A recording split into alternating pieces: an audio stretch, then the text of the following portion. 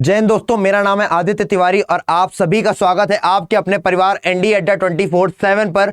आप सभी जानते हैं कि जितने भी एनडीए एस्पिरेंट्स हैं, जितने भी सीडीएस एस्पिरेंट्स हैं, उन सभी का एग्जाम बहुत पास आ गया है। 16 अप्रैल ज्यादा दूर नहीं बची है। आप अभी एक गलती कर रहे हैं। वो एक गलती क्या है? आपके पीछे दिखाई दे रही है क्या? इंग्लिश नहीं तो सिलेक्शन नहीं। आप सभी जानते हैं कि 34% वेटेज है इंग्लिश का। तब भी हम क्या करते हैं? हम मैथमेटिक्स में लगे रहते हैं, हम अलजेब्रा कर रहे होते हैं, ट्रिग्नोमेट्री कर रहे होते हैं, लेकिन जिस चीज पे हमारा ध्यान नहीं जाता वो होती है इंग्लिश, क्योंकि हम करंट अफेयर्स पढ़ रहे हैं, हम हिस्ट्री पढ़ रहे हैं। बेटा आपको पता है ये जो आपके इंग्लिश के मार्क्स हैं, जो आपके 200 मार्क्स हैं, जो आपको 50 क्वेश्चन ला करके देंगे, आप उन्हें ज्यादा से ज्यादा पा सकते हैं अगर आप सही स्ट्रेटजी अपनाएं। तो करते हैं शुरू भाई। पहले बात कर लेते हैं कि एनडीए के इंग्लिश सेक्शन में आता क्या क्या है। वैसे आपको सब कुछ पता है, पर तब भी अगर कोई बच्चा पहली बार देख रहा है तो देख ले, और आप इस वीडियो को मिस नहीं कर सकते हैं, क्योंकि ये आप सभी के लिए है जो एनडीए के एस्पिरेंट है। क्योंकि आप अगर इस वीडियो को देखेंगे तो आप जान पाएंगे कि आप कौन सी गलतियां ना करें और किस स्ट्रेटजी को फॉलो करें तो आप अच्छे मार्क्स ला सकते हैं। इवन 180+ मार्क्स आ सकते हैं, कोई बड़ी बात नहीं है, even if there is a person who is just starting today. Okay, देखते हैं क्या भाई। टोटल क्वेश्चन आपको पता है 50 आते हैं। एक क्वेश्चन 4 मार्क्स का होता है, तो टोटल हो गए 200 मार्क्स। गलत करेंगे तो 1.33 कट जाएंगे। एक बात सभी के लिए मैं बोलता हूं कि आप मैथ में और जीएस में यानी कि जीएटी में निगेटिव मार्किंग लेने की कोशिश ना करें। लेकिन अगर इंग्लिश में आपको शक है, इंग्लिश में आप निगेटिव मार्किंग की तरफ जाएं, आपको लग रहा होगा बड़ा अजीब बात बोल रहा है, लेकिन हाँ, इंग्लिश में अगर निगेटिव मार्किंग का रिस्क है तो आप ले लो, क्योंकि ये फायदा देता है बहुत सारे केसेस में, घाटा कम है इसमें। अब पहली बात ये जानो भाई, कितने दिन बचे हैं तुम्हारे पास? How many days you left with? आपके पास कितने दिन बचे हैं? मात्र 50 दिन बचे हैं, ठीक है ना। अभी मैं वापस इस बात पर आऊंगा, उससे पहले आप देख लो भाई सिलेबस क्या है। आपको एंटोनिम्स और सिनोनिम्स पढ़ने होते हैं। एंटोनिम्स, सिनोनिम्स पता है आपको, fill in the blanks, fillers आते हैं, रीडिंग कॉम्प्रिहेंशन आता है, इडियम्स एंड फ्रेजेस आते हैं, सेंटेंस रीअरेंजमेंट आता है और पैराजंबल्स आते हैं। सेंटेंस के अंदर पार्ट्स को रीअरेंजमेंट करना होता है और कभी कभी सेंटेंस को रीअरेंजमेंट करना होता है। स्पॉटिंग द एरर्स के क्वेश्चंस आते ही आते हैं 10, ठीक है, पता है। फिर से हम वापस आ गए किस बात पे कि आपके पास कितने दिन बचे हैं? 50 दिन बचे हैं। तो क्या आप सब कुछ कर लोगे? क्या आप सब कुछ कर लोगे? आप सब कुछ नहीं कर सकते हो। जब आपको पता है कि आप सब कुछ नहीं कर सकते हो तो क्यों सबके पीछे भाग रहे हो? तो आप पूछोगे करना क्या है? इधर उधर की तो बहुत बता ली, तो करना ये है, बस आपको ये फॉलो करना है। उससे पहले देखो भाई पिछले 4 सालों में पूछ क्या रहा है। 10-10 क्वेश्चन हर चीज क्या आ रहे हैं। PQRS 10, antonyms 10, synonyms 10, spotting error 10, idiom phrase 10, बात खत्म। कोई फिलर्स नहीं, कोई कॉम्प्रिहेंशन नहीं। सिर्फ इन 5 चीजों से अभी तक के पिछले 4 पेपर बने, तो क्या अगला भी बनेगा? हमें नहीं पता, लेकिन अगर 4 बन सकते हैं तो क्या 5वां नहीं बन सकता? बन सकता है। तो आपको करना यह है सिर्फ और सिर्फ, पहली बात तो ये कि पैनिक मत करो, ठीक है। तुम घबराने लग जाते हो, तुमको लगता है यार कि कैसे होगा। यार तुम डिफेंस के बंदे हो, तुम्हारे कंधे मजबूत होने चाहिए, है ना। जिनके कंधे मजबूत होते हैं घबराते नहीं है, पैनिक नहीं करते हैं।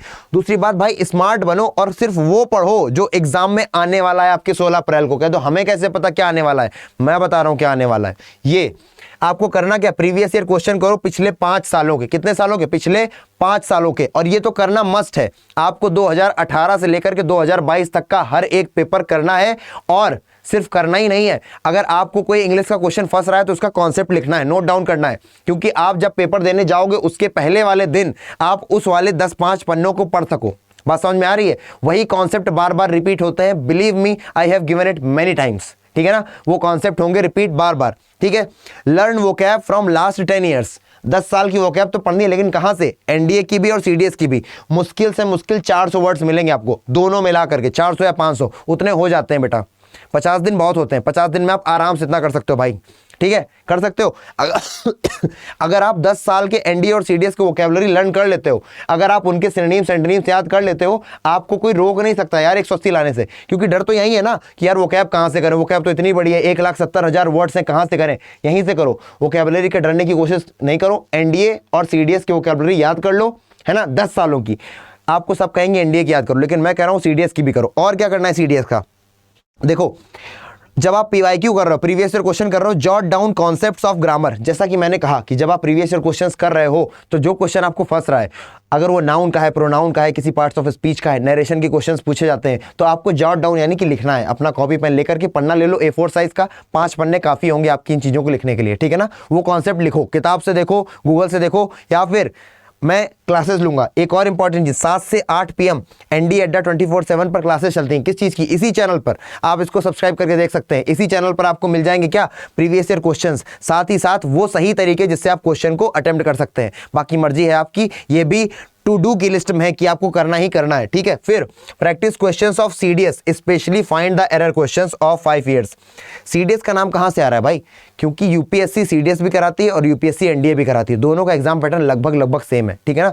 बस लेवल का अंतर, यहाँ एनडीए है तो यहाँ सीडीएस का लेवल है।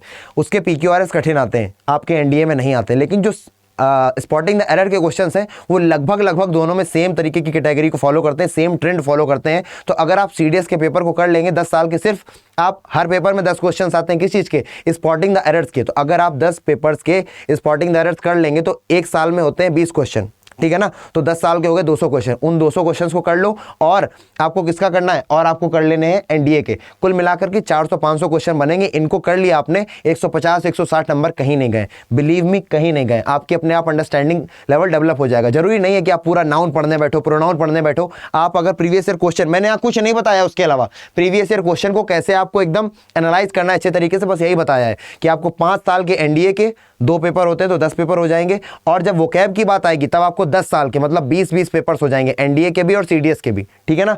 आप इन पेपर्स को कर लो, इससे बाहर आपको कुछ करने की जरूरत नहीं है। आपको ज्यादा नहीं लगना चाहिए क्योंकि बहुत कम है। जितनी बड़ी तैयारी है ना एनडीए, छोटा एग्जाम नहीं है। तो इतने के लिए अगर आप इतना कर लेते हैं, you are going to get 180+ marks. Okay, if there is any doubt आप कमेंट सेक्शन में जाकर के कमेंट करेंगे, you will get the reply as soon as possible. जय हिंद।